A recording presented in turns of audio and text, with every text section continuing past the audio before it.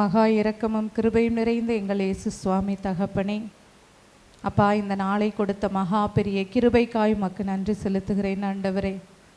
நேற்றும் இன்றும் என்றும் மாறாத என் மகா பரிசுத்த உன்னதரே, அப்பா, இந்த நாளை கொடுத்த ஆண்டவரே, அப்பா, இதோ இங்கே வந்திருக்கக்கூடிய ஒவ்வொரு பிள்ளைகளும் இயேசு சுவாமி உபவாசத்தோடு கூட ஆண்டவரே உம்முடைய சமூகத்திலே கூடி வந்திருக்கிறார்கள். ஒவ்வொருவருடைய இருதயத்திலும் ஆண்டவரே எண்ணிலடங்கா ஏக்கங்கள் இயேசு சுவாமி. அப்பா, அநேக தேவைகள் ஆண்டவரே, எல்லாவற்றையும் காட்டிலும் ஆண்டவரே நீரே எங்களுக்கு மிகப்பெரிய தேவை என்பதை உணர்ந்த பிள்ளைகளாக ராஜா தங்களுடைய வாழ்க்கையிலே ஒவ்வொரு காரியங்களையும் செய்யும்படிக்காக ஆண்டவரே இந்த நேரத்தில் ஒப்பு கொடுக்கிறேன் ராஜா. இன்றைக்கு ஆண்டவரே நீர் என்ன பேச விரும்புகிறீரோ அதை மட்டுமே இந்த அடிமை பேசும்படிக்காக ஆண்டவரே என்னுடைய இந்த அசுத்த நாவையும் உடலையும் ஆண்டவரே நீர் பரிசுத்தம் பண்ணும்படிக்காக இந்த நேரத்தில் ஒப்பு கொடுக்கிறேன் சுவாமி. தகப்பனே, இதோ இங்கே அமர்ந்து கேட்கக்கூடிய ஒவ்வொரு பிள்ளைகளுடைய செவிகளையும் ஆண்டவரே நீர் தொட்டு ஆசீர்வதித்தவருடைய செவிகளை திறந்து விடும்படிக்காக கேட்கிற காரியங்களை ஆண்டவரே அவர்களுடைய வாழ்க்கையிலேயே ஆண்டவரை கடைபிடிக்கும்படிக்காக இந்த தவ காலங்களிலே இயேசு சுவாமி கிருபையின் காலத்திலே ஆண்டவரே பாணீர் எங்களுக்கு பேசுகிற ஒவ்வொரு வார்த்தைகளையும் ஆண்டவரே இருதயத்தில் எழுதுகிற பிள்ளைகளாக ராஜா ஒவ்வொருவரையும் முற்றிலுமாய் நீர் சுத்திகரிக்கும்படிக்காக இந்த நேரத்தில் மன்றாடுகிறேன் சுவாமி. லீஷர பரத்தி சக்ரா லிபிபிரா லீஷரரா லிபிலித்தி லீ ஷரத்து பிபி ஷரபிபி சக்ர பிபி ஷரரா இயேசு சுவாமி.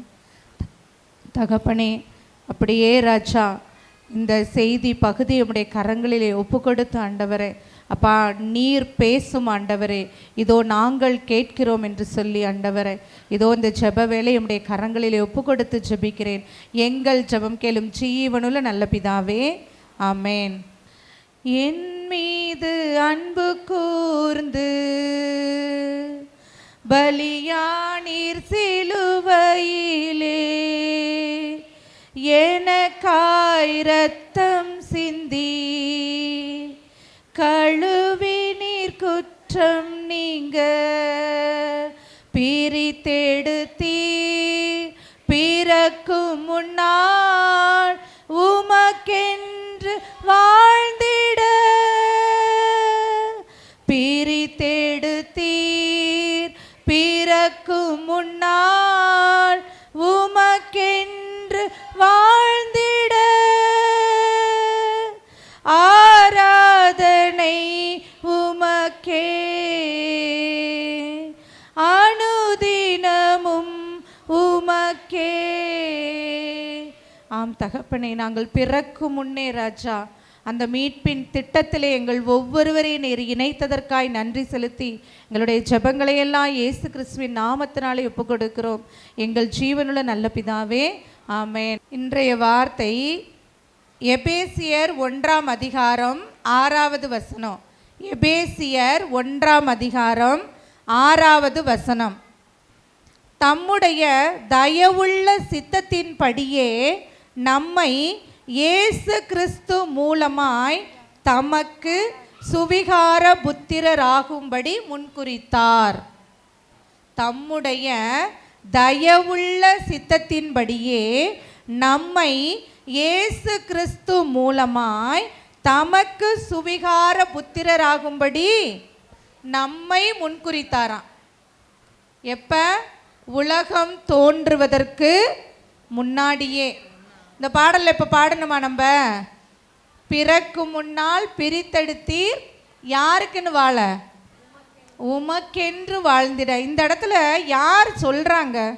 தம்முடைய தயவுள்ள சித்தத்தின்படியே நம்மை இயேசு கிறிஸ்து மூலமாக தமக்கு புத்திர சுவிகாரராகும்படி முன்குறித்தாராம். யார் முன்குறித்தா? யார் முன்குறித்தா? தந்தையாம் கடவுள் நம்மளையும் முன்குறிச்சிருக்கார. யாரெல்லாம் நம்புறீங்க? நான் பிறக்காதுக்கு முன்னாடியே ஏசப்பா அவருக்காக வாழணும்னு என்னைய முன்குறிச்சாரு அப்படின்ட்டு முன்குறித்திருக்கிறாரா? கண்டிப்பாக கரங்களை தட்டி ஆண்டவருக்கு நன்றி சொல்லுவோம். உண்மையாகவே நிறைய பேர்த்துக்கு அந்த பாக்கியம் என்ன இல்லை கிடைக்கல. ஆனால் நமக்கு அந்த பாக்கியம் கிடைச்சிருக்குது. சரி, எப்படி நம்மளைய முன்குறிச்சாரு? ஆண்டவருடைய தயவு சித்தம் என்ன? ஆண்டவர் என் மேலே தயவாக இருக்கிறார் அப்படிங்கிறதுக்கு யாராவது ஒரு காரணம் சொல்லுங்க. இதுதான் ஆண்டவர் என் மேலே தயவாக இருக்கிறாருங்கிறத நான் புரிஞ்சுக்கிட்டேன். யார் வேணாலும் சொல்லலாம். ஆண்டவர் என் மேலே தயவாக இருக்கிறார் அப்படிங்கிறதுக்கு ஒரு காரணம், உயிரோடு இருக்கிறதுக்கு நன்றி. ஆண்டவர் கரங்களை தட்டுவோம். உண்மைதான், உயிரோடு இருக்கிறது யாருடைய தயவு தான்? ஆண்டவருடைய தயவு தான், அவருடைய சித்தம்தான். இந்த கொரோனா டயத்தெல்லாம் யோசித்து பாருங்க. கோடி கணக்கில் பணம் வச்சுருந்தாங்க, தூக்கிட்டு ஓடுனாங்க. ஆனால் உயிரோடு வந்தாங்களா? வரலை. நம்மளும் அப்போ வாழ்ந்தோம் தானே, கொரோனா டைமில் வாழ்ந்தோமா? நம்மளும் நம்ம பக்கத்து வீடுகளில் கொரோனா வந்துச்சா? நமக்கு அருகில் இருக்கவங்களுக்கு வந்துச்சா? ஆனால் என்ன செய்யலை, நம்மளே எதுக்குமே நெருங்கலை. நெருங்கினாலும் ஆண்டவருடைய தயவு என்னை காத்தது. உண்மைதானா? நம்ம அடிக்கடி இந்த விஷயங்களை சொன்னாலும் நம்ம நினைவு கூறணுமா? நம்ம ஊழியத்தில் இருக்கக்கூடிய 3 சகோதரர்களுக்கு கொரோனானால பாதிக்கப்பட்டாங்க இல்லையா? நம்ம பிரதருமே மரணத்தின் விளிம்பு வரை போயிட்டு தான் வந்தாங்க. உண்மைதானே? ஆனால் யாருக்குமே எதுக்குமே இல்லை. ஆண்டவர் ஒரு வாக்குத்தத்தம் பண்ணியிருந்தாரா? குளோரியா மினிஸ்ட்ரியில் இருக்கவங்களுக்கு கொரோனா நோயினால் எந்த பாதிப்புமே எந்த இழப்புமே வராதுன்னு சொன்னாங்க. பாதிக்கப்பட்டாங்க, ஆனால் ஒருவர் கூட என்ன செய்யலை, உயிரை இழந்து போகலை. இதுதான் பெரிய தயமா. சங்கீதம் 29:5 அவரது சினம் ஒரு நொடி பொழுது மட்டுமே, அவரது தயவோ வாழ்நாள் முழுவதும் நீடிக்கும். மாலையில் அழுகை என்றால் காலையில் உண்டாவது ஆர்ப்பரிப்பு, அக்களிப்பு. உண்மைதானே? ஒரு நிமிஷம் நம்மளை விட்டு கோபத்தில் அவர் முகத்தை அப்படி திருப்பு வரான், ஆனால் அவ்வளோதான், திருப்பி நம்மளுடைய வாழ்நாள் முழுவதும் அவருடைய தயவு கிருபை என்ன செய்யுமா? நீடிக்குமா? ஊழி காலமும் அவருடைய நன்மையும் கிருபையும் என்னை தொடரும். சங்கீதத்தில் இருக்குதா? எத்தனை பேர் அதை உணர்றீங்க? என்னுடைய வாழ்நாள் எல்லாம் ஊழி காலமும் ஆண்டவருடைய கிருபையும் தயவும் என்னை தொடருதுன்னு சொல்லி, ஆண்டவருடைய தயவுனால தான் நம்மளை என்ன செஞ்சிருக்கிறாரா? அவருடைய பிள்ளைகளாகும்படி புத்திர சுவிகாரத்தின் ஆவியை நமக்கு கொடுத்திருக்கிறார். ஆண்டவருடைய தயவு எனக்கு என்ன வேணாலும் தருமா? நம்புறீங்களா நீங்க? என்ன வேணாலும் தருமா? நம்மளுக்கு எது கேட்டாலும் தரும். அப்படி இல்லை, நமக்கு எது தேவையோ எது ஆசீர்வாதமோ அதை ஆண்டவரிடத்துல கேட்கும் பொழுது நமக்கு நிச்சயமாக கிடைக்குமா? தலை மேலே டெய்லி கை வச்சு ஒரு விஷயத்தை சொல்லணுமா? ஆண்டவருடைய தயவு என் மீதும் என் குடும்பத்தின் மீதும் இருக்கிறதுன்னு சொல்லி அறிக்கை பண்ணணுமா? நம்ம இப்போ சொல்லுவோமா? நம்ம தலையில் கை வச்சு ஆண்டவருடைய அந்த மகா பெரிய தயவும் கிருபையும் என் மீதும் என் குடும்பத்தின் மீதும் இருக்கிறது. இதை இங்கே மட்டும் சொல்லக்கூடாதான், எங்கேயும் போய் சொல்லணுமா? வீட்லையும் போய் டெய்லி அறிக்கை பண்ணணுமா? தலையில் கை வச்சு சொல்ல சொல்ல சொல்ல என்னாகுமா? நம்மளுடைய சிந்தனை எண்ணங்கள் அந்த காரியம் பதிவாயிருமா? சரியா? பதிவாயிருச்சு அப்படின்னா நமக்குள்ள ஒரு தைரியம் கிடைக்கும், நமக்கு ஒரு பலன் கிடைக்கும். சரிங்களா? 2 தயவு நமக்கு வேணுமா? தேவ தயவும் வேணுமா, மனுஷ தயவும் வேணுமா? சரிங்களா? தேவ தயவு இருந்துச்சு அப்படின்னா நிச்சயமா யாருடைய தயவு கிடைக்கும்? மனுஷ தயவும் கிடைக்கும். சங்கீதம் 24:7 இளமையில் நான் செய்த பாவங்களையும் குற்றங்களையும் நினையாதேயும், உம் அருள் அன்பிற்கேற்ப என்னை நினைவு கூறும், உமது தயவு நன்மையின் பொருட்டென்னை மறவாதேயும் ஆண்டவரேன்னு சொல்லி யார் பாடுறா? யார் சொல்றா? தாவீது சொல்றாரு. அவர் என்ன சொல்றாரு? என்னுடைய இளமையில், இங்கே நிறைய பேர் முதிர் வயதில் வந்திருப்போம், நிறைய பேர் இளம் வயதில் இருக்கிறோம். சரியா? என்னுடைய இளம் வயதில் நான் செய்த பாவங்களை நீங்கள் குற்றங்களையும் நினைக்காதீங்க ஆண்டவரே, உம்முடைய தயவின் அன்பிற்கேற்ப என்னை நினைவு கூர்ந்து உமது தயவு நன்மையின் பொருட்டென்னை மறவாதீங்க ஆண்டவரேன்னு யார் கேட்குறா? தாவீது ராஜா கேட்குறாரா? தாவீது ராஜா பாவத்தில் விழுந்து போனாரா? எனக்கு என் இருதயத்திற்கு பிரியமான தாசன்னு ஆண்டவர் சொல்கிறாரு. ஆனாலும் அவரும் என்னதான் செய்கிறாரு? பாவத்தில் விழுந்து போகிறாரு. ஆனால் என்ன செய்கிறாரு? மறுபடியுமா ஆண்டவர்கிட்ட வந்து இணைந்து கொள்றாரு. ஆண்டவர் எப்போதும் எங்க இருக்கிறாராம்? என்னுடைய வலது பாரிசத்தில் இருக்கிறதுனால நான் என்ன பண்றதில்ல, நான் அசைக்கப்படுவதில்லைன்னு சொல்லுகிறார். இன்னொன்று, என் கண் முன்பாக எப்போதும் என் கர்த்தரை நான் வைத்திருக்கிறேன்னு சொல்றாரு.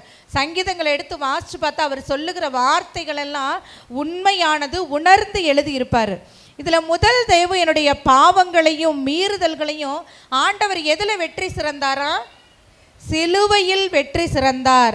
என்னுடைய இளவயதின் மீறுதல்களை எல்லாம் மறந்து போயிட்டாராம். அவர் என்னுடைய பாவங்களை எல்லாம் அவருடைய முதுகுக்கு பின்பாக எரிந்து போட்டார். கிழக்குக்கும் மேற்குக்கும் எவ்வளவு தூரமோ அவ்வளவு தூரமாக எரிஞ்சு போட்டுட்டாரா நம்முடைய பாவங்களை. நம்ம செய்வோமா அப்படி? நமக்கு எதிராக யாராவது ஒரு சின்ன குற்றம் செஞ்சால் கூட அதிலிருந்து வெளியே வர்றதுக்கு நமக்கு ரொம்ப நாட்கள் ஆகுது, மறக்க முடியல, மன்னிக்க முடியல. ஆனால் ஆண்டவர் சொல்கிறாரு, உன்னையே என் பிள்ளையா நான் ஏற்றுக்கிட்டதுனால உன் பாவங்களை என்னுடைய முதுகுக்கு பின்னாக நான் எரிந்து போட்டேன். கிழக்குக்கும் மேற்குக்கும் எவ்வளவு தூரமோ அவ்வளவு தூரமாய் அதை நான் எரிந்து போட்டேன் ஆண்டவர் சொல்லுகிறாரு. கர்த்தருடைய கண்களில் நோவாவுக்கு தயவு கிடைத்ததா? அதனால் அவருடைய குடும்பமும் அநேக விலங்குகளை என்ன செஞ்சாங்க? மீட்கப்பட்டாங்க, காப்பாற்றப்பட்டாங்க. ஆனால் நோவா சொல்லும்போது கேலி கிண்டல் பேசினவங்கெல்லாம் அந்த தருணம் வரும்பொழுது என்ன செஞ்சாங்க? அழிஞ்சு போயிட்டாங்க. அந்த பேழையினுடைய கதவை யார் தான் அடைச்சதா? ஆண்டவரே அதை அடைத்தார்னு இருக்குது. ஒவ்வொன்றுக்கும் ஆண்டவர் ஒரு சில சட்ட திட்டங்களை கொடுத்துருக்கிறார். அந்த பேழை கூட எத்தனை அடி அகலம் இருக்கணும், எத்தனை அடி நீளம் இருக்கணும், எவ்வளோ உயரம் இருக்கணும், எப்படிலாம் அதனுடைய அந்த ஜன்னல்லாம் வைக்கப்படணும், கதவு எவ்வளோ இருக்கணும், எல்லாமே ஆண்டவர் எப்பயுமே ரூல்ஸ் தான். ஒரு ரூல்ஸ் அண்ட் ரெகுலேஷன் மாதிரி எல்லாத்துலேயும் ஆண்டவர் இப்படி தான் இருக்கணும் அப்படின்ட்டு சட்ட திட்டங்களை வகுத்திருந்தாராம். இன்னொன்று, மனுஷ தயவு வேணும் அப்படின்னா ஆபிரகாமுடைய ஊழியன் இருந்தார் இல்லையா, அவர் ஆண்டவர்கிட்ட நீங்கள் 24 ஆதியாகமம் 24:12 எடுத்து வாசிச்சு பாருங்க. ஆண்டவர்கிட்ட கேட்குறாரா, ஆண்டவரே உம்முடைய தயவு என்னுடைய எஜமானுக்கு கிடைக்கட்டும் அப்படின்னு ஆண்டவர்கிட்ட வேண்டாராம். அதன் மூலமாய் என்னுடைய எஜமானின் மகனுக்கு எப்படிப்பட்ட நல்ல ஒரு குணசாலியான ஸ்திரீ என்ன செய்யணுமா? கிடைக்கணும் அப்படின்ட்டு அவர் வேண்டாராம். உட்கார்ந்து, ஆண்டவரே உடைய தயவு என்னுடைய எஜமானுக்கு கிடைக்க பெறட்டும் அப்படின்ட்டு. இன்னொன்று, ஆண்டவர் எதை தீர்மானிக்கிறாரோ அதை தான் விரும்புகிறாராம். எதை விரும்புகிறாரோ அதை தான் செய்கிறாராம். யோபு 23:13 வசனம். யோபு 23:13 ஆண்டவர் எதை தீர்மானிக்கிறாரோ அதை தான் விரும்புகிறாரு, எதை விரும்புகிறாரோ அதை தான் செய்கிறாருன்னு சொல்லப்பட்டிருக்கிறது. இந்த எபேசியர் 1:4 வசனம். எபேசியர் 1:4 யாராவது வாசிங்க. எவ்வாறெனில் நாம் அவரது திருமுன் பரிசுத்தரும் மாசற்றவருமாய் இருக்குமாறு உலகம் உருவாகும் முன்னரே அவர் நம்மை கிறிஸ்துவுக்குள் தெரிந்து கொண்டார்.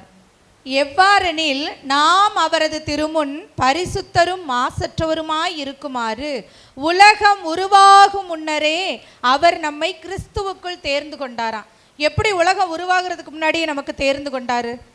சொல்லுங்க, எப்படி தேர்ந்து கொண்டார்? யோவான் 1:12-13 வாசிங்க. யோவான் 1:12-13. ஆனால் அவர் தமது பெயரிலே விசுவாசம் வைத்து தம்மை ஏற்றுக்கொண்ட அனைவருக்கும் கடவுளின் மக்களாகும் உரிமை அளித்தார். இவர்கள் இரத்தத்தினாலோ உடல் ஆசையினாலோ ஆண்மகன் கொள்ளும் விருப்பத்தினாலோ பிறவாமல் கடவுளாலே பிறந்தவர்கள். வார்த்தை மனு உருவானார், நம்மிடையே போதும், அது வரைக்கும் மட்டும்தான். தமது பெயராலே விசுவாசம் வைத்து தம்மை ஏற்றுக்கொண்ட அனைவருக்கும் கடவுளின் மக்களாகும் உரிமை அளித்தாராம். ஆண்டவர் மேலே விசுவாசமாக இருந்தால் தானே நம்ம நம்புவோம். முதல்ல ஆண்டவர் என்னுடைய அப்பான்னு யாரெல்லாம் நம்புறீங்க? நிஜமாவா? அப்படி நம்பணும் அப்படின்னா நம்ம கவலைப்படுவோமா, கஷ்டப்படுவோமா? உதாரணமாக எங்கள் அப்பா ஒரு ஜமீன்தார்னு வச்சுக்கோங்க. நான் எதுக்காவது கவலைப்படுவேனா? ஒரு ட்ரெஸ் எடுக்க, நகை எடுக்க, ஒரு பாத்திர பண்டம் வாங்க, எதுக்காவது நான் கவலைப்படுவேனா? எங்கள் அப்பானே பெரிய ஜமீன்தார், நான் ஏன் கவலைப்படணும் அப்படின்னு. ஆனால் எல்லாருக்கும் மேலானவர் தான் யார்? ஏசப்பா. அவர் என் அப்பான்னு யார் விசுவசிக்கிறாங்களோ அவங்களுக்கு என்ன இல்லை? கவலை இல்லை. கவலை இல்லாதவங்களுக்கு பயம் கிடையாது. அப்போ நம்ம இருதயத்துக்குள்ள அதெல்லாம் இருக்குதா? யாரெல்லாம் கவலையே இல்லை, எனக்கு பயமே இல்லைன்னு சொல்கிறவங்க கை தூக்குங்க. ஒருத்தர் கூட தூக்கலை பாருங்க. மருந்துக்கு கூட ஒருத்தர் தூக்கலை. இப்போதான் சொன்னேன், ஏசப்பா எங்கள் அப்பான்னு விசுவசிக்கணும் அப்படின்னு. தெரியுதா நம்ம என்ன நிலையில் இருக்கோன்னு? என்ன நிலையில் இருக்கோன்னு தெரியுதா? இப்போ மருந்துக்கு கூட ஒருத்தர் கூட தூக்கலை. எனக்கு எந்த கவலையும் இல்லை, எல்லாத்தையும் ஏசப்பா பார்த்துக்குவார் அப்படின்ட்டு. ஒரு மன ஆறுதலுக்கு கூட யாருமே தூக்கலை. நம்ம இவ்வளோ நாளாக என்ன கேட்டுக்கிட்டு இருக்கோம்? அப்போ என்ன செய்திகள் கேட்குறோம்? செய்தி கொடுத்து என்ன பிரயோஜனம்? கேட்டு என்ன பிரயோஜனம்?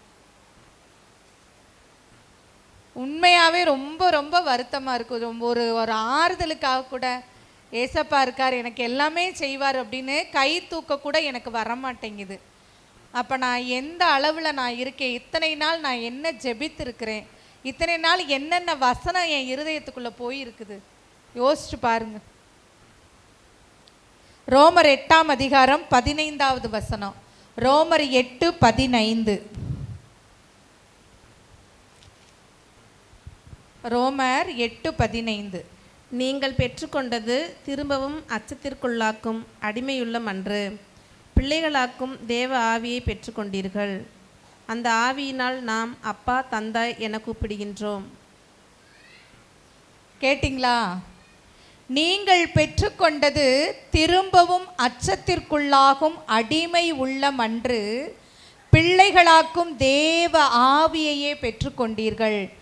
தேவ ஆவி, அந்த ஆவியினால நாம் அப்பா தந்தாய் என கூப்பிடுகிறோம். கூப்பிடுறீங்களா டெய்லி? ஆண்டவர் சொல்றார், திருப்பியும் நீங்கள் பயப்படக்கூடாதுன்றதுக்காகத்தான் தேவ ஆவியினால உங்களுக்கு நான் அப்பா தந்தாய்னு கூப்பிடுகிற புத்திர சுவிகாரத்தின் ஆவியை நான் கொடுத்துருக்குறேன் அப்படிங்கிறாரு. இப்போ ஏன் தெரியுமா நமக்கு கை தூக்க வரலை? சொல்லவா? சரி, யாரெல்லாம் டெய்லி டங்ஸில் ஜெபிக்கிறீங்க? தினம் நான் அட்லீஸ்ட் 1 மணி நேரமாவது டங்ஸில் ஜெபிக்கிறேன்னு சொல்கிறவங்க எல்லாரும் கண்களை மூடுங்க. யாரையும் பார்க்க வேண்டாம். கண்களை மூடிட்டு உண்மையாக சொல்லுங்கள், நான் தினம் 1 மணி நேரம் அந்நிய பாஷையில் ஜெபிக்கிறேன் அப்படின்ட்டு.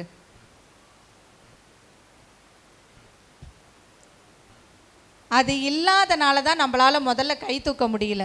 ஆண்டவர் திரும்பவும் அச்சத்துக்குள்ளாக்கும் அடிமை உள்ளம் அன்று, பிள்ளைகளாக்கும் தேவ ஆவியையே பெற்றுக்கொண்டீர்கள். இங்கே இருக்கிற முக்காவாசி பேத்துக்கு ஆண்டவருடைய ஆவியை கொடுத்துருக்கிறாரு. அந்நிய பாஷை பேசுகிறவங்கெல்லாம் கை தூக்குங்க. எனக்கு அந்நிய பாஷை இருக்குன்றவங்க நல்லா தூக்கணும் கையை. இப்போ பாருங்கள் எத்தனை கை உயர்ந்திருக்குன்னு. ஆனால் யாரெல்லாம் பேசுகிறீங்கன்னு கேட்கும்போது தூக்கவே இல்லை. 2 பேர் தான் தூக்குனாங்க. ஆண்டவர் தேவ ஆவியை உங்களுக்கு கொடுத்துருக்கிறாராம். அதை பேசாதனால தான் அப்பா தந்தாயின்னு என்னால் கூப்பிட முடியல. இப்போ தெரியுதா ஏன் என்னால் விசுவசிக்க முடியலன்னு? உங்கள் மூலமே ஆண்டவர் பதில் கொடுத்துட்டாரு. நான் டெய்லி டங்ஸில் பேசுகிறதில்ல, ஆவியானவர் எனக்கு கொடுத்துருக்கிறாரு ஆண்டவர். அந்த ஆவியானவரை ஒவ்வொரு நாளும் நான் அனல் மூட்டி எழுப்புறதில்லை. அதனால தான் எனக்குள்ள அந்த பயம் இருந்துக்கிட்டே இருக்கு. அழகாக பேசுகிறாரு, நீங்கள் பெற்றுக்கொண்டது திரும்பவும் அச்சத்திற்குள்ளாக்கும் அடிமை உள்ளம் அன்று, பிள்ளைகளாக்கும் தேவ ஆவியை பெற்றுக்கொண்டீர்கள். நான் ஏசப்பாவோட பிள்ளை அப்படின்னா ஆவியானவரை எனக்கு கொடுத்துருக்கிறாரு. ஆவியை நான் பெற்றுக்கொண்டேன்னா தினம் நான் ஆவியில் அனலாக இருக்கணும். தயவு செஞ்சு சொல்கிறேன், இங்கே உட்காந்து கேட்டுட்டு போகிறதுனால எந்த பிரயோஜனமுமே இல்லை. தினம் ஆவியில் அனலாக ஜெபிக்கணுமா. ஜெபிக்கும் பொழுது அநேக காரியங்களை ஆண்டவர் உங்களுக்கு காட்சி மூலமாக வெளிப்படுத்துவார். நிச்சயமாக நிறைய காரியங்களை சொல்லி கொடுப்பார். ஜான் ஹைட் அப்படின்னு சொல்லிட்டு ஐக்கிய அமெரிக்க நாடுகளில் ஒரு ஊழியக்காரர் இருந்தாராம்.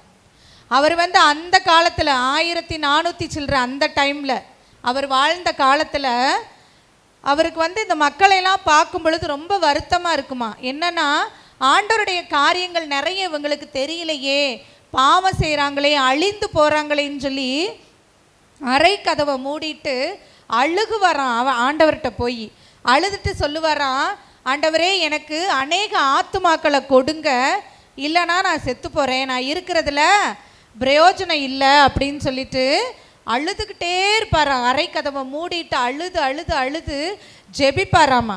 அப்போ அவரை ஒரு ஜெப கூட்டத்தில் பேசுறதுக்காக, செய்தி கொடுக்கறதுக்காக கூப்பிட்டுருந்தாங்களாம். நிறைய பேர், லட்சக்கணக்கான பேர் இருக்கிற இடத்துல கூப்பிட்டுருந்தாங்களாம்மா. அவர் போயிருக்கும் பொழுது கொஞ்ச நேரம் பேசவே இல்லையா, அவர் அழுதுகிட்டே நிற்கிறாராம். அந்த ஸ்டேஜில் நின்று அழுதுகிட்டே இருந்தாராம். அங்கே இருக்கிற மக்களை பார்த்து அவர்களுடைய நிலை எப்படி இருக்குது, இவ்வளோ நாட்கள் அவங்களுக்கு உண்மையாகவே நமக்கு கொடுக்கப்பட்ட செய்திகள் மாதிரி கூட கொடுத்தாங்களா என்னங்கிறது தெரியாது. அநேகருக்கு அநேக காரியங்களை ஆண்டவரை பற்றி தெரியலை.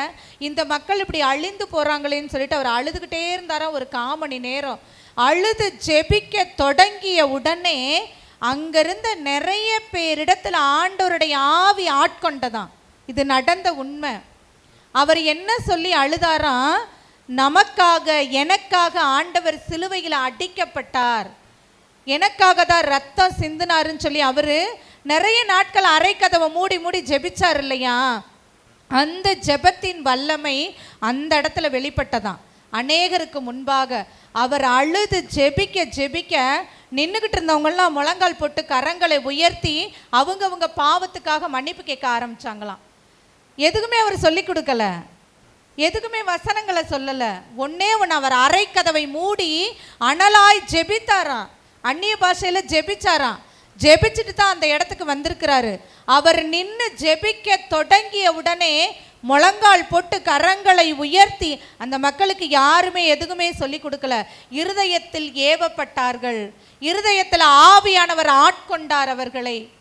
அநேகம் பேர் ஆண்டவருடைய ஆவியை பெற்றுக்கொண்டு கரங்களை உயர்த்தி கதறி அழுது பாவ மன்னிப்பு கேட்டாங்களாம். அதுக்கப்புறமா அவர் கொஞ்ச நாட்கள் நல்ல ஊழியம் செய்துட்டு இறந்துட்டாரா, நோய்வாய்ப்பட்டு. அவருடைய உடலை போஸ்ட்மார்ட்டம் பண்ணுவாங்க இல்லையா, அப்படி செய்த பொழுது டாக்டர்ஸ் எல்லாம் அதிர்ச்சி ஆனாங்களாம். என்ன காரியம் அப்படின்னா, அவருடைய இருதயம் இருக்க வேண்டிய இடத்துலேருந்து கொஞ்சம் தள்ளி விலகி இருந்ததா. என்னன்னு கேட்கும்போது இருதயம் பாரப்பட்டு அப்படியே இப்படி நின்று முழங்காலில் நின்று ஜெபிச்சு அவருடைய இருதயமே தன்னுடைய இடத்திலிருந்து கொஞ்சம் தள்ளி இருந்துச்சாமா. இதுவரைக்கும் யாருக்குமே அப்படி பார்த்ததே கிடையாதான் மருத்துவர்கள். எப்படிப்பட்ட ஒரு தாகமும் ஒரு பாரமும் இருந்துச்சுன்னா, அவர் அப்படியே குனிந்து ஆண்டவருக்கு முன்பாக தன்னுடைய பாவங்களையும் அறிக்கையிட்டு மக்களுக்காக பாரப்பட்டு ஜெபித்தார் அவர். இது நடந்த உண்மை. அந்த மருத்துவர்கள் அதிர்ச்சி ஆனாங்களாம். நம்ம இன்னைக்கு அப்படியெல்லாம் உட்கார்ந்து ஜெபிக்கிறது இல்லை. எனக்காகவும் என் குடும்பத்துக்காகவும் 1 மணி நேரம் ஆண்டவருடைய திறப்பில் நான் நின்று ஜெபித்தாதான் கண்டிப்பாக ஏதாவது ஒன்று நடக்கும். நான் ஜெபிக்கிறதும் கிடையாது, ஆண்டவர் மேலே விசுவாசமும் கிடையாது, அப்பா தந்தாயின்னு நான் கூப்பிடவும் மாட்டேன். அப்போ நான் ஆண்டவரே அடிமைப்பா, நான் பாவிப்பா, இப்படியே சொல்லிக்கிட்டே தான் என்ன ஆகும், நம்மளுடைய வாழ்நாட்கள் ஓடி முடிஞ்சிடும். அவ்வளோதான். நீ சொல்லணும், ஏன் வீட்டில் நான் தான் ஆசாரியன், நான் தான் எங்கள் வீட்டில் பாஸ்டர் அம்மா, சரியா, எங்கள் வீட்டில் எங்கள் மாமியார் அம்மா, வா உட்காரு, வா ஜெபம் பண்ண வா. உண்மையா என்னதான் செஞ்சுட்டு இருந்தாலும் விரட்டுவாங்க அவனுங்களை போட்டு, வந்து உட்காருவா. நானும் சொல்லுவேன், இருந்தாலும் நான் கொஞ்சம் அமைதியாக இருந்துக்குவேன், என்ன தான் செய்யுதுன்னு பார்க்கலாம். ஆனால் அவங்க விடவே மாட்டாங்க. வந்து உட்காருவா, ஜோமால சொல்லணும், சிலுவப்பா சொல்லணும், செய்யி வா. ஒவ்வொருத்தரும் இன்னைக்கு பொறுப்பெடுங்க. ஏன் குடும்பத்தில் நான் தான் பாஸ்டரம்மா சொல்லுங்க, எல்லாரையும் கூட்டி உட்கார வச்சு ஜெபிக்க வைக்கணும் சொல்லுங்க எல்லாரும். ஏன் வீட்டில் நான் தான் பாஸ்டரம்மா, கண்டிப்பாக எல்லாரையும் கூப்பிட்டு உட்கார வச்சு ஜெபிக்கிறது எவ்வளோ பெரிய வேலை தெரியுமா? இங்கே யார் வீட்டிலலாம் அது ஈஸியாக நடக்குது சொல்லுங்க? வந்துடுவாங்களா? கூப்பிட்டோன்னையும் வந்துடுவாங்களா? வரமாட்டாங்க அவ்வளோ சீக்கிரத்தில். ஆனால் அதை செய்ய வச்சுட்டிங்கன்னு வச்சுக்கோங்களேன், உங்களுக்கு பெரிய ஒரு கிரீடம் இருக்குது கண்டிப்பாக, சரியா? ஆமாம், அதை செய்யணும் நிச்சயமாக. ஆண்டவரும் கூட சோதிக்கப்பட்டாரா, இந்த 40 நாட்களும் சோதிக்கப்பட்டாரா. அப்போ நீங்கள் லூக்கா 4ஆம் அதிகாரம் 1வது வசனத்தை எடுத்து வாசிங்க. லூக்கா 4ஆம் அதிகாரம் 1வது வசனம். இயேசு பரிசுத்த ஆவியால் நிறைந்தவராய் யோர்தான் ஆற்றங்கரையில் நின்று திரும்பிய பின் பாலைவனத்தில் தங்குமாறு ஆவியானவரால் நடத்த பெற்றார். அங்கு 40 நாள் அலகையினால் சோதிக்கப்பட்டார். எப்போ சோதிக்கப்பட்டாரா? எப்ப சோதிக்கப்பட்டாரா? பரிசுத்த ஆவியினால் நிரப்பப்பட்டவராய் இருந்தபோது. நாங்க நிரம்புறதும் இல்லை, ஜெபிக்கிறதும் இல்லை, சாத்தா ஈஸியா வந்து எங்களைய கூட்டிட்டு போயிருது அவர் வழிக்கு. அதானே ஆண்டவரே பரிசுத்த ஆவியானவரால் நிரப்பப்பட்ட பொழுது வந்து சோதிக்கப்பட்டாராம், சாத்தானால சோதிக்கப்பட்டாராம். நீ பரிசுத்த ஆவியில நிரப்பப்பட்டா தான் சோதனையிலிருந்து ஜெயிக்க முடியும். இதுதானே ரகசியம். நான் பரிசுத்த ஆவியாலேயே நிரப்பப்படலை, ஜெபிக்கலை, அப்போ சாத்தானுடைய சூழ்ச்சிக்கு ஈஸியாக என்ன செஞ்சுருவோம்? நம்ம என்ன செஞ்சுருவோம்? விழுந்து போயிடுவோம், மாட்டிக்குவோம், அவ்வளோதான். எல்லா சோதனைகளுக்கும் நான் தப்பித்து கொள்ளுமாறு இருக்கணும் அப்படின்னா பரிசுத்த ஆவியானவரால் நான் ஒவ்வொரு நாளும் என்ன செய்யப்படணுமா? நிரப்பப்படணும். நீ ஒன்றுமே பேசாட்டியும் ஆண்டவருடைய சமூகத்தில் போய் அமர்ந்துரு. ஒரு சகோதரன் சொல்லுவார், நான் ஜெபிக்கவெல்லாம் மாட்டேன், ஆண்டவர் சமூகத்தில் நற்கரணைக்கு முன்னாடி போய் தூங்கிடுவேன் படுத்து அப்படிம்பாரு. அவருக்கு என்னவா இருதயத்தில்? ஆண்டவருடைய சமூகத்தில் நான் இருக்கிறேன், அவருடைய பாதுகாப்புக்குள்ளே நான் இருக்கிறேன், அவருக்கு முன்பாக நான் இருக்கிறேன் அப்படின்ட்டு. நம்ம செய்கிறோமா? அப்படி போய் உட்கார்றதும் கிடையாது, ஜெபிக்கிறதும் இல்லை, விசுவசிக்கிறதும் இல்லை. யாருக்கு தான் நான் அடிமையாக இருக்கேன்? சாத்தானுக்கு தான் அடிமையாக இருக்கிறேன். கலாத்தியர் 4ஆம் அதிகாரம் 7, 8, 9. கலாத்தியர் 4, 7, 8, 9. இனி நீ அடிமை அல்ல, மகன்தான், மகனாயின் உரிமையாளனுமாம். இவையாவும் கடவுளின் செயலே.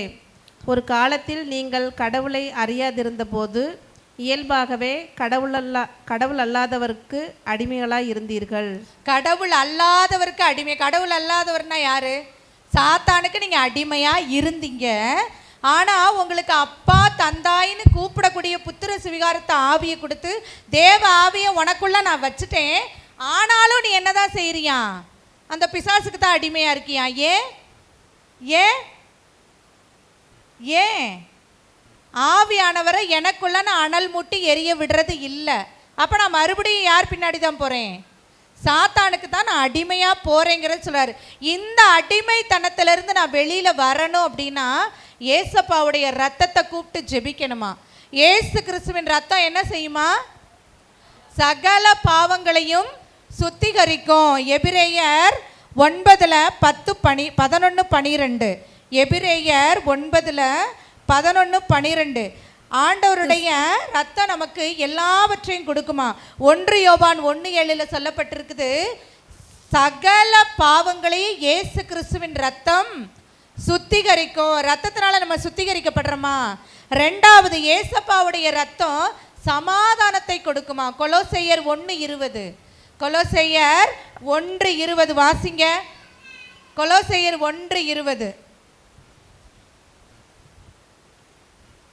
சிலுவையில் அவர் சிந்திய இரத்தத்தால் சமாதானம் உண்டாக்கி விண்ணிலும் மண்ணிலும் உள்ள யாவற்றையும் அவர் வழியாக தம்மோடு ஒப்புரவாக்க விரும்பினார். பார்த்தீங்களா? சிலுவையில் அவர் சிந்திய இரத்தத்தினால சமாதானம் உண்டாக்கி விண்ணிலும் மண்ணிலும் உள்ள யாவற்றையும் அவர் வழியாக தம்மோடு ஒப்புரவாக்க விரும்பினாராம். ரத்தம் நமக்கு சமாதானத்தை கொடுக்குதா? ஏசப்பாவுடைய ரத்தம். 3வது இயேசுவின் ரத்தம் வெற்றியை தருகிறது. திருவெளிப்பாடு 12:11 மரணத்திலிருந்து நமக்கு வெற்றியை கொடுக்குதான். இந்த உலகத்தில் கண்டிப்பாக நம்ம மரிச்சு தான் போவோம். ஆனால் பரலோகத்தில் நமக்கு ஒரு மீட்பு உண்டா? வேற ஒரு வாழ்க்கை உண்டா? நித்திய ஜீவன் உண்டா? நிச்சயமாக அது நமக்கு கிடைக்கணும் அப்படின்னா ஆண்டவருடைய ரத்தத்தை ஒவ்வொரு நாளும் கூவி அழைத்து, ஆண்டவரே உம்முடைய மகா பரிசுத்த ரத்தத்தினால என்னை கழுவி தூய்மைப்படுத்துங்கன்னு தினம் தினம் கேட்கணுமா? நம்ம பேசணும், ஆண்டவர்கிட்ட சொல்லணும், அறிக்கை பண்ணணும். ஆண்டவருடைய உம்முடைய தயவு என் மீது என் குடும்பத்தின் மீது இருக்கட்டும்.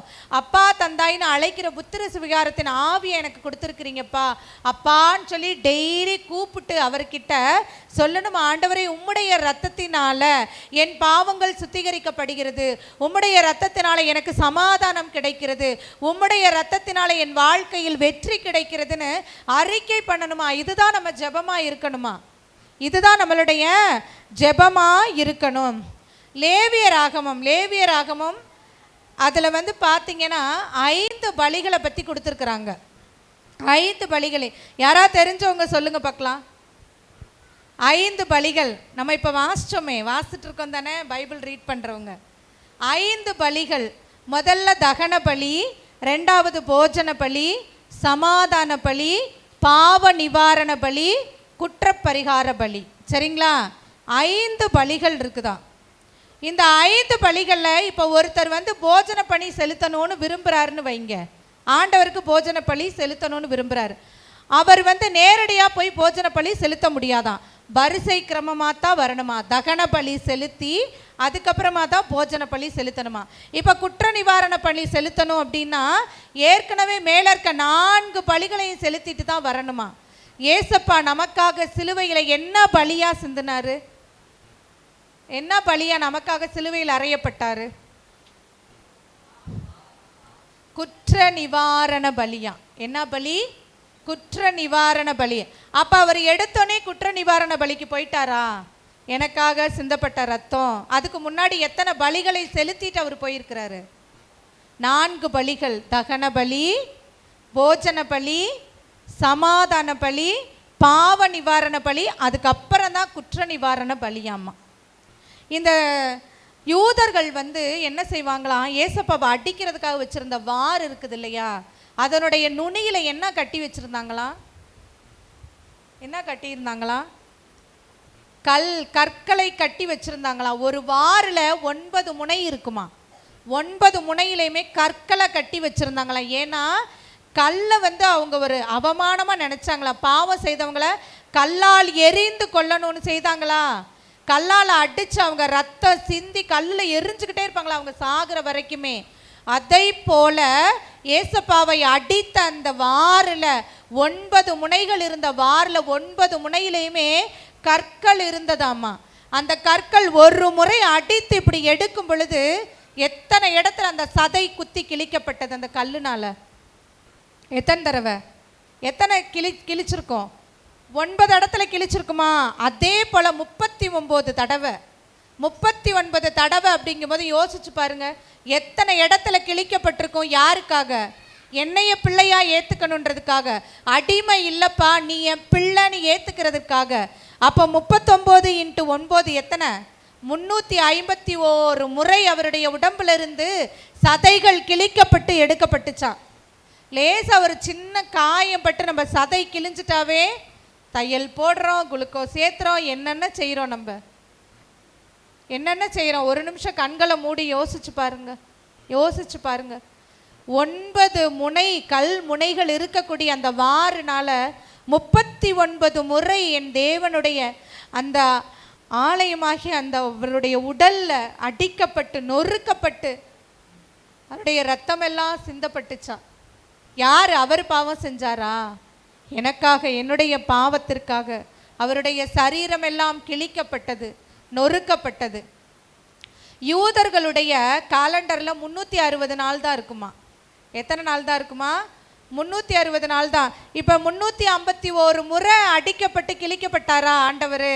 மீதி 9 வந்து அவருக்கு வந்து கைகளில் பட்ட காயம், கால்களில் பட்ட காயம், நெத்தியில் வச்ச முள்முடி, இது மாதிரி மற்ற காயங்களை சேர்த்து 360 நாள் தான் அவர்களுடைய காலண்டரில் இருக்குமா. நான் ஒரு இதில் படித்தேன். அது எதை குறிக்குது அப்படின்னா 360 நாளுமே என்னை மீட்க நன்மை செய்யும் பொருட்டு அவருடைய காயங்கள் பேசுகிறது அப்படின்னு சொல்றாங்க. என்னவா? என்னைய மீட்கணுன்றதுக்காக, நன்மை செய்யணுங்கிறதுக்காக ஆண்டவருடைய காயங்கள் ஒவ்வொரு நாளும் பேசுகிறது அப்படின்னு நம்ம உணர்ந்திருக்கோமா? அதை உணர்றதே கிடையாது. ஏதோ பிறந்தோம், வளர்ந்தோம், வாழ்ந்தோம், ஓடுனோம், வேலைக்கு போனோம். அடிக்கடி நம்ம சகோதரர் சொல்கிறது அதுதான். காலையில் எந்திரிச்சேன், வேலைக்கு போனேன், வந்தேன், சம்பாரித்தேன், சம்பளம் வாங்கினேன், சாப்பிட்டேன், போனேன், வந்தேன், அவ்வளோதான். ஆனால் என்னுடைய மரணத்திற்கு பின்பாக ஒரு வாழ்வு இருக்குது. அந்த நித்திய ஜீவனை நான் பெரும் பொருட்டு தான் ஆண்டவர் அடிக்கப்பட்டார். அதை நான் உணர்றதே கிடையாது எப்போதுமே அப்படின்னு. எசாயா 52:14 எடுத்து வாசிச்சு பாருங்க, அதை குறிச்சுக்கோங்க. வாரினால் அவர் அடிக்கப்பட்டதுனால அவருடைய உடல் சந்து சந்தாய் பிளக்கப்பட்டு மனித சாயலே அவர்கிட்ட இல்லையா. என்ன இல்லையா? மனித சாயலே அவரிடத்துல இல்லையா. எதற்காக? என்னை தன்னுடைய பிள்ளையாக ஏற்றுக்கொள்ளும் பொருட்டு, என்னை அவருடைய பிள்ளையா ஏற்றுக்கொள்ளும் பொருட்டு. மனித சாயலே இல்லையா. நீங்கள் இந்த பேஷன் ஆஃப் த கிரைஸ்ட் படத்தில் பார்த்தீங்கன்னா தெரியும், அவருடைய முகம் எப்படி இருக்கும் பார்த்தீங்களா. அப்படியே கண்ணு உள்ளே போய் அதை பார்க்கவே நிறைய பேர் கதறி அழுகுவாங்க. கதறி அந்த படத்தை பார்க்கும்போது அழுகுவாங்க. ஆண்டவர் எதற்காக இதை ஏற்றுக்கொண்டார்? கதறி அழுறாரு, பிதாவே பிதாவே ஏன் என்னை கைவிட்டீர் கேட்குறாரா ஆண்டவர். பிதாவிடத்தில் கேட்குறாரா. ஆண்டவர் பிதாவானவரும் அவரை நொறுக்க சித்தமானார் அப்படின்னு கொடுத்துருக்குது. பிதாவானவரும் ஆண்டவரை நொறுக்க சித்தமானாரா, நொறுக்க தான் சித்தமானார். ஆனால் எதற்காக? என்னைய பிள்ளையா அவர் ஏற்றுக்கணும் அப்படிங்கிறதுக்காக. நம்ம நிறைய நேரங்களில் இந்த குழந்தை பெறணும் அப்படின்னு டெலிவரிக்காக வெயிட் பண்ணிக்கிட்டு இருக்கவங்க, அந்த பிரசவ வேதனை படும்போது நிறைய பேர் நினைப்பாங்களா, ஐயோ அப்படியே செத்துட்டா நல்லா இருக்கும் சாமி, தாங்கவே முடியல இந்த வேதனையை அப்படின்ட்டு. ஆனால் அந்த குழந்தையின் முகத்தை பார்த்த உடனே ஒரு மகிழ்ச்சி வருமா, இந்த குழந்தைக்காக நான் வாழணும் அப்படின்னு சொல்லிட்டு. ஆண்டவரும் கூட அந்த சிலுவையில் கதறும் பொழுது பிதாவானவர் உன்னுடைய என்னுடைய முகங்களை காட்டினார் ஆண்டவருக்கு, இந்த பிள்ளைகளுக்காக. உண்மையா இல்லையா? உண்மைதானே? சரி, லேவியர் ஆகம எடுத்து இன்னைக்கு போய் நீங்கள் வாசிச்சு பாருங்க. அதில் அழகாக வரிசை கிரமமாக நிச்சயமாக வாசித்து பாருங்க. போய் ஒவ்வொரு பலிகளையும் எப்படி செலுத்தணுங்கிறத ரூல்ஸ் கொடுத்துருக்குறாங்க. தகன பலினா இப்படி தான் இருக்கணும். அந்த தகன பலிக்கு உதாரணத்துக்கு ஒரு 2 இது மட்டும் உங்களுக்கு சொல்கிறேன். தகன பலி அப்படின்னா ஆண் ஆட்டுக்குட்டி கொண்டுட்டு வரணுமா தகன பலி செலுத்துறதுக்கு. அந்த ஆண் ஆட்டுக்குட்டி பழுதற்றதும் மாசற்றதுமா இருக்கணுமா. அதோடைய வயசு எவ்வளோ இருக்கணுமா? எவ்வளோ இருக்கணுமா? வாசிச்சவங்க ஞாபகம் இல்லையா? 1 வயது தான் இருக்கணுமா. 1 வயது தான் இருக்கணுமா அந்த ஆண் ஆட்டுக்குட்டிக்கு. பழுதற்றதும் மாசற்றதுமா இருக்கணுமா. அதை கொண்டு வந்து அதை எப்படி பலியிடுவாங்களாம், அதனுடைய உடலில் சந்து சந்தாய் அடித்து கிழித்து பலியிடுவாங்களாம். அதே தான் நம்மளுடைய ஆண்டவர் இந்த இடத்துல ஆண்டவருக்கும் செய்யப்படுது. எசாயா 52:14 தகன பலியில எப்படி ஆட்டுக்குட்டியானவர். இன்னைக்கு சிலுவை பாதையில் கூட வாணி சிஸ்டர் சொன்னாங்க, நான் நினச்சேன் ஆண்டவரே இந்த காரியங்கள் உண்மையாக நான் நினச்சேன். அவங்க சொல்லும் பொழுது சொன்னாங்க இல்லையா, தகன பலியில ஆண்டவருடைய ஆட்டுக்குட்டியானவர் எப்படி சந்து சந்தாய் பிளக்கப்படுகிறாரோ அதை போல உனக்காக எனக்காக ஆண்டவர் பிளக்கப்பட்டார். புரியுதுங்களா? அந்த பழைய ஏற்பாட்டில் எப்படி நடந்ததோ பலிகள், அது எல்லாவற்றையும் ஒருத்தர் எனக்காக ஏற்றுக்கொண்டார். அந்த ஒருவர் தான் யாரு? ஏசப்பா. நமக்கு அது ஈஸியாக கிடைச்சிட்டதுனால அதனுடைய மதிப்பு எனக்கு தெரிகிறது இல்லை. 1 வயது உள்ளதா இருக்கணுமா. அது ஏன் 1 வயது அப்படின்னா, அந்த 1 வயதுள்ள ஆட்டுக்குட்டி மறுபடியும் ஒரு சந்ததியை பிறப்பிக்கிறதுக்கு தகுதியானதாக இருக்குதான். அது சரிங்களா? இன்னொரு சந்ததியை உருவாக்குறதுக்கு தகுதியானதாக இருக்குதான். அந்த ஆட்டுக்குட்டியை சந்து சந்தாய் பிளந்து ஒவ்வொரு காரியங்களும் நீங்கள் இன்னைக்கு போய் வாசி பாருங்க, ரொம்ப ரொம்ப இன்ட்ரெஸ்டாக இருக்கும். அந்த லேவியர் ஆகமத்தில் எப்படியெல்லாம் எந்தெந்த பலிக்கு எப்படியெல்லாம் ரூல்ஸ் இருக்குது அப்படின்ட்டு. இது ஒன்று. அதை போல் ஆண்டவர் சந்து சந்தாய் பிளக்கப்பட்டாரா, அடிக்கப்பட்டாரா. 2வது போஜன பலி. போஜன பலிக்கு வந்து அப்பம் செஞ்சு கொடுக்கணுமா. சரிங்களா? பலியிடணுமா, அப்பம் செய்து பலியிடணுமா. அப்பம் செய்கிறதுனா இப்போ மாதிரி நம்ம ரெடிமேட் கோதுமை மாவை வாங்கி அரைச்சி அது வாங்கி சுடுறது மாதிரி கிடையாது. அரைத்து இல்லை, அடித்து. என்ன இருக்குது? அடித்து அப்பம் சுடுவோம். கோதுமைகளை கொண்டு வந்து பிரம்புனா பெரிய கட்டைகள் இருக்கும் இல்லையா, அதை ஊற வச்சு அடிப்பாங்களாம். அடினா இன்ன விதம் இல்லை, அடி அடி அடி அடின்னு அடித்து அந்த மாவு அதில் ரெடி பண்ணி அதில் பிசைந்து அப்பம் சுடுவாங்களாம். புரியுதா? ஆண்டவரையும் பிரம்பினாலே அடிக்கப்பட்டார். இருக்குதா? இருக்குதா? புதிய ஏற்பாட்டில் இருக்குதா? பழைய ஏற்பாட்டில் என்ன நடந்துச்சோ நமக்கு எல்லாவற்றையும் ஒரு மனிதன் மூலமாய், ஒரு ஜீவன் மூலமாய் நம்ம அநேகருக்கு ஆண்டவர் ஜீவனை கொடுத்திருக்கிறார். கோதுமையை அடித்து பெரம்புனால அதை வந்து அப்படியே கொலன்னு ஆக்கி மாவு பிசைஞ்சு அதுக்கப்புறமா தான் அப்பம் செய்வாங்களாமா. எசாயா 53:10 எசாயா 53:10 ஆண்டவரும் அவரை நொறுக்க சித்தமானார், பிரம்பினாலே அடிக்கப்பட்டார்னு இருக்குது. பாடலில் கூட வரும் சிலுவை பாதை பாடல்ல கூட வரும், ஆண்டவர் எனக்காக அடிக்கப்பட்டார், என்னைய பிள்ளையா ஏத்துக்கணுன்றதுக்காக அடிக்கப்பட்டார். மூன்றாவது சமாதான பலி. கொலோசையர் 1:20 வாசிச்சோமா? இப்ப விண்ணிலும் மண்ணிலும் இருக்கிற எல்லாவற்றையும் தமக்கு சொந்தமாக்கும்படிக்காக சமாதான பலியா ஆண்டவர் ஏற்றுக்கொண்டாராம். அடுத்து பாவ நிவாரண பலி. நம்மளுடைய குற்றங்களையே பாவத்தை நம்மளாலேயே சுமக்க முடியல. இந்த உலகத்தில் இருக்கிற எல்லா மனிதர்களுடைய பாவங்களை யார் சுமந்ததா? ஏசு கிறிஸ்து சுமந்தாராம். சுமக்கும் பொழுது அவரால் முடியல. ஆண்டவர்கிட்ட கேட்குறாரு, பிதாவே பிதாவே ஏன் என்னைய கைவிட்டீங்க? நீங்கள் நினச்சா இந்த துன்பக்கிண்ணை என்னைய விட்டு அகன்று போகட்டும்னு கெஞ்சுறாரு. ஆனாலும் ஒரு மனிதன் எனக்காக பலியாகி என்னைய முன்குறித்தாரா? யாருன்னு? தன்னுடைய பிள்ளையாக. தாயின் வயிற்றில் நான் உருவாகிறதுக்கு முன்னாடியே மீட்பின் திட்டத்தில் என்னுடைய பேரை சேர்த்துருக்கிறாராம். விசுவசிக்கிறவங்களாம் கரங்களை தட்டுங்க. ஆமாம் ஆண்டவரே, என்னைய நீங்கள் மீட்பின் திட்டத்தில் சேர்த்துருக்கிறீங்க அப்படின்னு சொல்லிட்டு. சரி, இன்னொன்று ஆதி ஆகமம் வாசம் இல்லையா? ஆதி ஆகமத்தில் யாக்கோப்பு இருக்கிறாருல்ல, யாக்கோப்பு சொல்கிறார் ஒரு இடத்துல 48ஆம் அதிகாரம் 5வது வசனத்தில் யோசேப்பு கிட்ட சொல்லுவார், இந்த பாவப்பட்ட பூமியில் பிறந்த உன்னுடைய பிள்ளைங்க 2 பேர் யாரு? மனாசே எப்ராயிம். அவங்க 2 பேரையும் ஏன் பிள்ளைகளாக நான் ஏற்றுக்கிறேன்னு சொல்லுவார். யாருக்கெல்லாம் ஞாபகம் இருக்குது? நம்ம கூட கேட்டோம் இல்லையா, ஏன் அவர் பிள்ளைகளாக ஏற்றுக்கிறாரு அப்படின்னு சொல்லிட்டு. இந்த இடத்துல அவர் தன்னுடைய பிள்ளைகளாக ஏற்றுக்கிறார். இந்த பாவப்பட்ட பூமி எகிப்து தேசத்தில் பிறந்த உன்னுடைய 2 பிள்ளைகளும் நான் பிள்ளைகளாக எடுத்துக்கொள்கிறேன் அப்படிங்கிறார். அப்போ இந்த இடத்துல வயது முதிர்ந்த அவர் பிதா, அவருடைய மகன் யோசேப்புனுடைய மகன் மனாசே எப்ராயிம். ஆண்டவர் பிதாவானவர் இயேசு கிறிஸ்து மூலமாய் என்னை அடிமைத்தனத்திலிருந்து பிள்ளைகளாக்கினார். கரங்களை தட்டி ஆண்டவருக்கு நன்றி சொல்லுவோம். உங்களுக்கு ஈஸியாக புரிகிறதுக்காக சொன்னேன். யாக்கோப்பு, யோசேப்பு, மனாசே எப்ராயிம். பிதாவானவர் இயேசு கிறிஸ்து வழியாய் என்னை பிள்ளையாக்கினார். அடிமைத்தனத்திலிருந்து பிள்ளைகளாக்கும் உரிமை, புத்திர சுவிகாரத்தின் ஆவியை கொடுத்தார். உண்மையாக அதை வாசிக்கும் போது எளிமையாக ஆண்டவர் விளக்குனார். உண்மைதானே? யாக்கோப்பு, யோசேப்பு, மனாசே எப்ராயிம். பிதாவானவர் ஏசப்பா நம்ப பிள்ளைகளாக்கும்படி ஆண்டவர் என்னை புத்திர சுவிகாரத்தின் ஆவியை கொடுத்து மீட்டு இருக்கிறார். ஆனால் நம்ம என்ன செய்யறதில்ல, அதை உணர்வது கிடையாது. இன்னொன்று, இப்போ பிள்ளைகளை அவர் எடுத்துக்கிட்டதுனால யோசேப்புக்கு என்ன முறை வருது? அவங்க பிள்ளைங்க என்ன முறை வருது? இப்போ சகோதரன் முறை வருது இல்லையா? ஆண்டவரும் கூட ஒரு இடத்துல சொல்றாரு, அவர் நம்மளைய சகோதரர்கள்னு சொல்றதுக்கு வெட்கப்படுறதே இல்லையா அம்மா. ஒரு இடத்துல சொல்லியிருப்பாரு, எந்த இடம் நான் சொல்றேன்.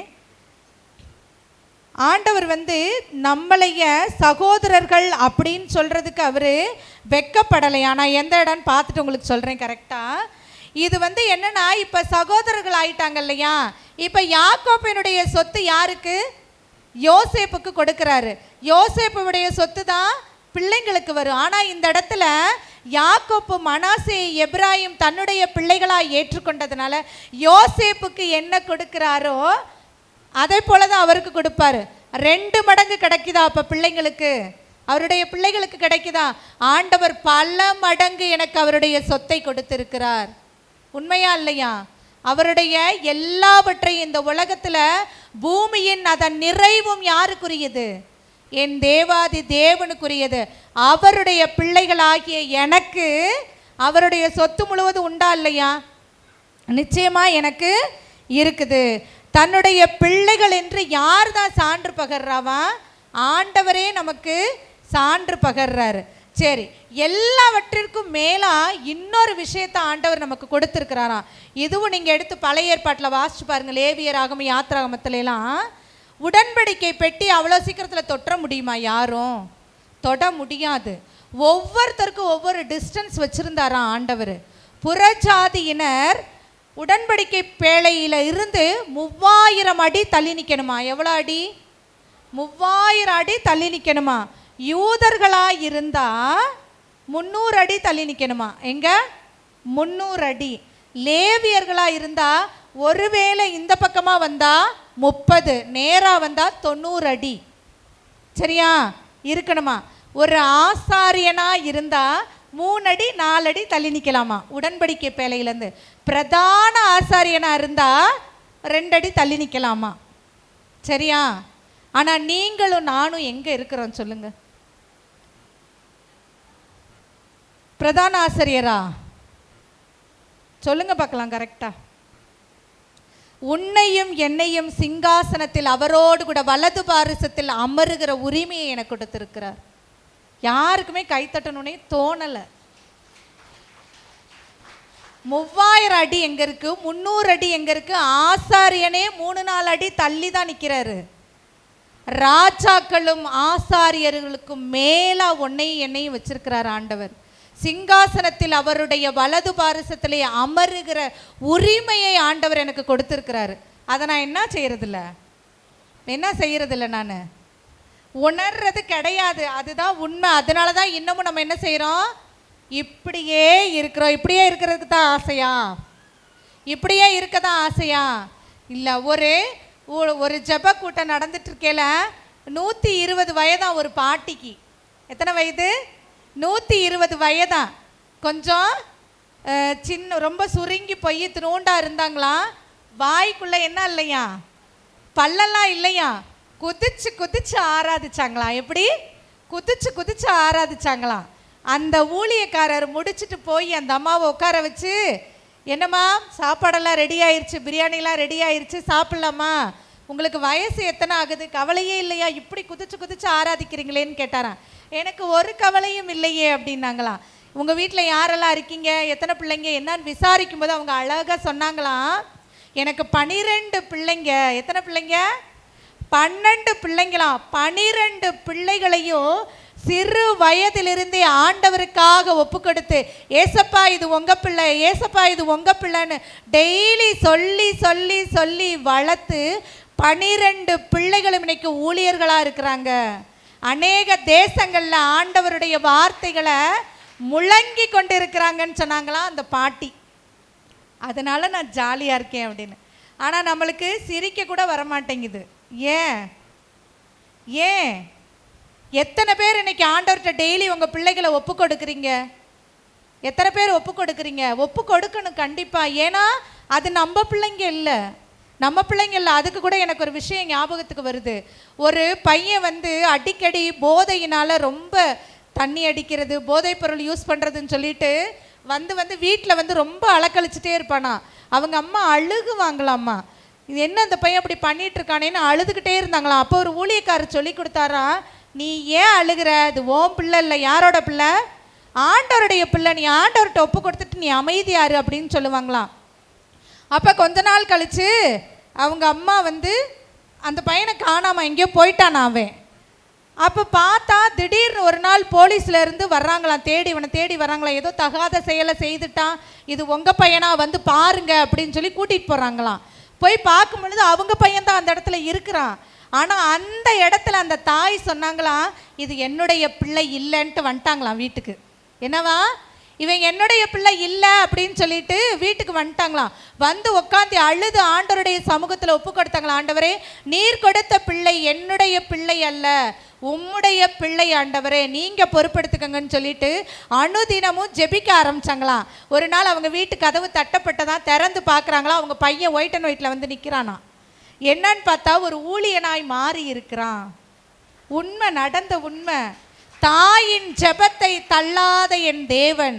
பிள்ளைங்க வச்சிருக்கிறவங்களும் சரி இல்லாதவங்களும் சரி தங்களுடைய பிள்ளைகளை ஒப்பு கொடுத்து டெய்லி ஜெபிக்கணும். அவங்களுடைய அவங்க தூங்கினதுக்கு அப்புறமாவும் சரி, அவங்க முழிச்சிருக்கையிலையும் சரி, ஒப்பு கொடுத்து நம்ம ஜெபிக்கும் பொழுது இல்லை, அந்த காரியத்தை ஆண்டவர் வாய்க்க பண்ணுவார். அநேகருக்கு வாய்க்க பண்ணிக்கிட்டே தான் இருக்கிறாரு. நான் அந்த லியோ பிரின்சி அப்படிங்கிற அந்த ஒரு சகோதரியுடைய செய்தியில் ஒன்று கேட்டேன். நீங்களும் நிறைய பேர் அந்த செய்தி கேட்டிருப்பீங்க, குறுஞ்செய்தி தான்.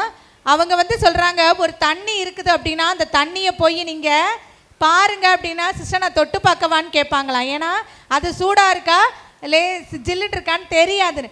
ஆனால் நல்லா தக்கன்னு கொதிச்சுக்கிட்டு இருக்க ஒரு தண்ணியை போய் தொடு விண்ணரசினா தொட்டுருவியா நீ போய்?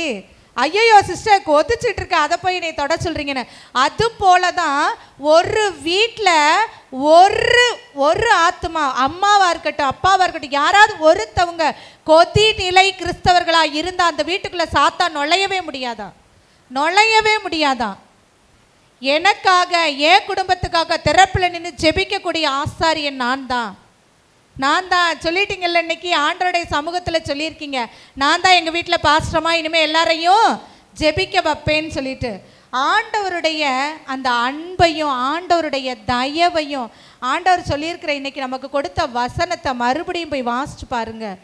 இயேசு கிறிஸ்துவின் வழியாக நம்மை தம்முடைய பிள்ளைகளாக்கி கொள்ள அன்பினால நம்மளைய முன்குறிச்சாராம். எதனால? அன்பினால என்னைய முன்குறிச்சு உங்களையும் என்னையும் பிள்ளைகளாக்கி வச்சிருக்கிறாராம்.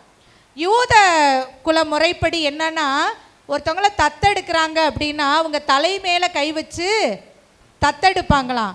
ஒவ்வொரு முறைகள்லையும் ஒவ்வொன்று இருக்குமா. அவங்களுடைய அங்கவஸ்திரத்தை ஒரு சிலர் மேலே போடுவாங்களாம், ஒரு சிலருக்கு மோதிரம் போட்டுவிடுவாங்க, ஒரு சிலருக்கு அண்ணா கயிறு, இது மாதிரி நிறைய காரியங்கள் செய்வாங்களாம். ஆனால் ஆண்டவர் உங்களுக்கு எங்களுக்கும் எனக்கும் எதை கொடுத்து தன்னுடைய பிள்ளையாக்கியிருக்காரு? எதை கொடுத்து என் பிள்ளையாக்கியிருக்காரு? யாருக்கெல்லாம் மோதிரம் வாங்கி கொடுத்தாரு? யாருக்கெல்லாம் புது ட்ரெஸ்ஸு வாங்கி கொடுத்தாரு? எதை கொடுத்து உங்களையும் என்னையும் தன் பிள்ளையாக்கி இருக்கிறார்? உயிரை கொடுத்து, இன்னொன்று இரத்தத்தை கொடுத்து, ஆண்டவருடைய ஆவியை கொடுத்து. ரோமரில் வாசிச்சோமா இல்லையா? ரோமர் 8ஆம் அதிகாரம் மறுபடியும் போய் நல்லா வாசிங்க. புரியுதா சொல்றது?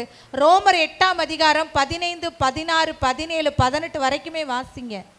அந்த 18ல் ஆண்டவர் அழகாக சொல்லியிருப்பாரு, நீங்கள் மறுமையில் அடைய போகிற மகிமையான காரியத்துக்கு இம்மையில் நீங்கள் படுற துன்பங்கள் ஒன்றுமே இல்லைன்னு சொல்லியிருக்கார் ஆண்டவர். ரோமர் 8:18 நீங்கள் போய் வாசிச்சு பாருங்கள். இதெல்லாம் குறிக்கிறதோடு நம்ம விட்டுறோம். வீட்டில் போய் என்ன செய்கிறதில்ல, வாசிக்கிறதே கிடையாது. சரி, முழங்கால் போடுவோமா? முழங்கால் போடுங்க. ஆண்டவருடைய ஆவியினால நம்மளுடைய ஆன்மீக வாழ்வை ஒவ்வொரு நாளுமே நம்ம என்ன செய்யணுமா?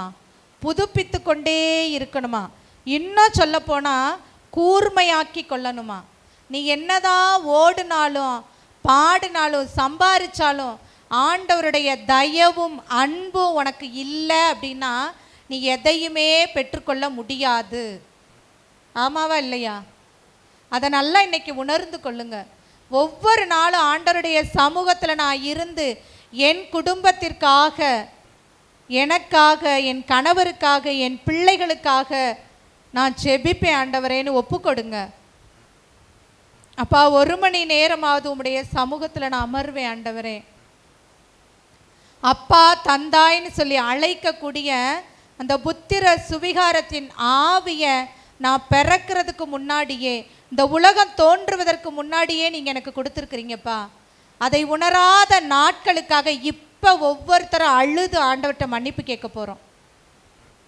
அந்த குருடனுக்கு இருந்த ஒரே ஆயுதம் தன்னுடைய குரல் மட்டும்தான். ஏசப்பா வந்திருக்கிறாருன்னு அறிவிக்கப்பட்ட உடனே அவன் கத்துறான், தாவீதின் குமாரனே எனக்கு மனம் இறங்கும்னு சொல்லி. இந்த சீடர்கள்லாம் கூட அதட்டுறாங்க, சும்மாருன்னு. ஆனால் அவங்க சும்மா இருன்னு சொல்ல சொல்ல அவருடைய குரலினுடைய அளவு அதிகமானது. கூப்பிடுறாரு, இன்னும் நல்லா சத்தமாக கூப்பிடுறாரு. இன்னைக்கு எத்தனை பேர் இந்த இடத்துல அப்பா தந்தாய்ன்னு கூப்பிட்டு, ஆண்டவரே இத்தனை நாள் நான் அதை உணராதபடிக்கு இருக்கிறேன், இருந்த தருணங்களை நினைச்சு ஆண்டவர்கிட்ட மன்னிப்பு கேட்போம். கூப்பிடுங்க. உங்களுடைய குரலின் அளவு எவ்வளவு இருக்கிறது. தாவீதின் குமாரனே எனக்கு மனமிறங்கும்னு சொல்லி அந்த மனிதன் கத்தி கூப்பிட்டதுனால தான் அவனுக்கு பார்வை கிடைத்தது. ஒன்று தெரிஞ்சுக்க, அப்பா தந்தாய்னு நீ உன்னுடைய குரலை உயர்த்தி ஆண்டவரை கூப்பிடுகிற பொழுது அந்த பிள்ளைக்குரிய எல்லா உரிமையும் ஆண்டவர் உனக்கு கொடுக்கிறாரு. நீ இப்படியே வாயை மூடிட்டு நம்ம உட்கார்ந்தே இருந்தோன்னா எதையுமே பெற்றுக்கொள்ள முடியாது. இப்பொழுது ஆண்டவர் எனக்கு அந்த வாய்ப்பை கொடுத்திருக்கிறார். ஆண்டவரே, அப்பா தந்தா என்று அழைக்கக்கூடிய அந்த புத்திர சுவிகாரத்தின் ஆவியை எனக்கு நீங்கள் கொடுத்துருக்குறீங்கப்பா. அதுக்காக நன்றி சொல்கிறேன்ப்பா. இத்தனை நாளாக நான் அதை மறந்து போன தருணங்களுக்காக மன்னிப்பு கேட்குறேன் ஆண்டவரே. நீங்கள் எனக்காக தான் அந்த பாடலில் சொல்லப்பட்டது போல என் மீது அன்பு கூர்ந்து ஆண்டவரே அப்பா நீங்கள் பலியானீங்க ஆண்டவரே, சிலுவையில் பலியானீங்கன்னு உணர்ந்து உணர்ந்து ஆண்டவருடைய அந்த காயங்கள் பட்ட அந்த சிலுவை மரத்தில் தொங்கக்கூடிய அந்த காரியத்தை நினச்சி பாருங்க. இந்த நேரத்தில் ஒரு துளி கண்ணீர் என் தேவனுக்காக என்னுடைய பாவங்களுக்காக சிந்தப்பட்டது அப்படின்னு அவனுடைய குரலை உயர்த்தி நீ ஆண்டவரை கூப்பிடுவாய் என்றால் நிச்சயமா அப்பாய் தந்தாயின்னு சொல்லிட்டு நீங்க அழைக்கும் பொழுது இதோ உன்னை பிள்ளையாக அவர் ஏற்றுக்கொண்டு இந்த உலகில் இருக்கக்கூடிய எல்லா நிறைவுகளையும் உனக்கு ஆண்டவர் கொடுப்பார். இந்த தருணத்தை அதற்காக பயன்படுத்துவோம். ஆண்டவர்கிட்ட கேட்போம். கண்களை மூடி கரங்களை உயர்த்தி உங்களுடைய குரலை உயர்த்தி ஆண்டவர்கிட்ட இப்ப கூப்பிடுங்க.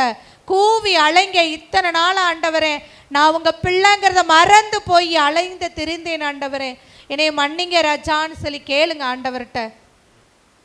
ஆண்டவரே நீங்க எனக்காக தகன பலி போஜன பலி ஆண்டவரே, அப்பா எல்லா பலிகளுக்கும் மேலாக குற்ற நிவாரண பலி ஆண்டவரே எனக்காக சிந்தினீங்க ராஜான்னு சொல்லி கரங்களை உயர்த்தி அப்பா தந்தாய் கதறி அழுது ஆண்டவர் முன்பாக நீ சரணடைகிற பொழுது உனக்கு தேவையான எல்லாவற்றையும் ஆண்டவர் இப்பொழுது கொடுத்து உன்னை ஆசீர்வதிப்பார். ஆண்டவருக்காக என் மீது கொண்ட அன்பினால் ஆண்டவரே நீர் பட்ட பாடுகளை நினைத்து இந்த நேரத்தில் ஆண்டவர்கிட்ட ஒரு துளி கண்ணீர் இயேசு சுவாமி அப்பான்னு கூப்பிடுங்க. ஒவ்வொருத்தரும் இந்த நேரத்தில் கூவி அழைத்து இதோ உங்களுடைய இருதயத்தில் ஆண்டவருடைய பாடுகளை நினைத்து ஆண்டவர்கிட்ட ஒப்பு கொடுங்க. கரங்களை உயர்த்தி ஆண்டவர்கிட்ட ஒப்பு கொடுங்க. அப்பா நீர் எனக்காக அடிக்கப்பட்டீர். வாய்களை திறந்து சொல்லுங்க. ஆண்டவரே என்னுடைய மீறுதல்களுக்காக நீங்கள் நொறுக்கப்பட்டீங்க ஆண்டவரே. வாய்களை திறந்து சொல்லுங்க சொல்லுங்க, அறிக்கை பண்ணுங்க. இருதயத்தில் உணர்வுள்ள பிள்ளைகளாக. நிச்சயமா உணர்வு இல்லாதவர்களுக்கு கண்ணீர் வரவே வராது. என் பிள்ளை அடிபட்டா எப்படி நான் கதறி அழுது ஆஸ்பத்திரியை தூக்கிட்டு ஓடுறேன் ஆண்டவரே, என் உறவினர்களுக்கு அடிபட்டா நான் எப்படி ஓடுறேன்ப்பா, துடிக்கிறேன்ப்பா. எனக்காக ராஜா, என் பாவங்களுக்காக, என் மீறுதல்களுக்காக ஆண்டவரே நீர் நொறுக்கப்பட்டீர் ஆண்டவரே. நொறுக்கப்பட்டீர் ராஜா. ஒரு துளி ரத்தம் கூட உங்களுடைய உடலில் இல்லாதபடிக்கு எனக்காகத்தான் ஆண்டவரே இந்த சிலுவையில் மறிச்சிங்க ஆண்டவரே. அப்பா அதை நான் ஒவ்வொரு நாளும் உணர்ந்து சாத்தானுக்கு நான் அடிமை அல்ல, இதோ அப்பா தந்தாய் என்று அழைக்கிற புத்திர சுவிகாரத்தின் ஆவியை இன்றைக்கு நான் பெற்றுக்கொண்டேன் என்கிறத உணர்கிறேன் ஆண்டவரே. உணர்வுள்ள பிள்ளைகளாக இதோ நாம் ஒவ்வொரு நாளும் ஆவியில் அனலாய் இருந்து அவருடைய பிள்ளைகளாகும் வரம் கேட்டு ஒவ்வொரு நாளும் ஜெபிக்கும்படிக்காக இந்த நேரத்தில் உங்கள் ஒவ்வொருவரையும் ஒப்பு கொடுப்போம். இயேசு சுவாமி தகப்பனே, நீர் எங்களுக்கு சொல்லிக் கொடுத்த இந்த வார்த்தைகளுக்காய் ஆண்டவரே, பேசிய வார்த்தைகளுக்காய் நன்றி ராஜா. உணர்வுள்ள பிள்ளைகளாக நாங்கள் வாழ ஆண்டவரே எங்களுடைய இருதயத்தை ஒப்பு கொடுக்கிறேன் ஆண்டவரே. சிந்தனை எண்ணங்களிலே பரிசுத்தம். இதோ தகப்பனே ஆண்டவரே, நீங்கள் லேவியர் ஆகமத்தில் சொல்லியிருக்கீங்க ஆண்டவரே, உங்களுடைய தந்தை பரிசுத்தம் உள்ளவராய் இருக்கிறது போல நீங்களும் பரிசுத்தம் உள்ளவர்களாய் இருங்கள்னு சொல்லி ஆண்டவரே தகப்பனே இயேசு சுவாமி, நாங்கள் பரிசுத்தம் உள்ள பிள்ளைகளாக இருந்து ஆண்டவரே உம்முடைய அன்பின் பிள்ளைகளாகும் படிக்காக நீர் உலகம் தோன்றும் முன்னே எங்களை தெரிந்து கொண்டீரே ராஜா. அதை நாங்கள் உணர்ந்த பிள்ளைகளாக வாழ எங்களுடைய ஜெபங்களையும் விண்ணப்பங்களையும் ஈடு இணையற்ற இயேசு கிறிஸ்துவின் நாமத்தினாலே ஏறெடுக்கிறோம். எங்கள் ஜெபம் கேளும் ஜீவனுள்ள நல்ல பிதாவே, ஆமென். என் ஆத்துமாவே, என் முழு உள்ளமே, என் ஆத்துமாவே கர்த்தர் செய்த சகல உபகாரங்களை என்றென்றும் மறவாதே.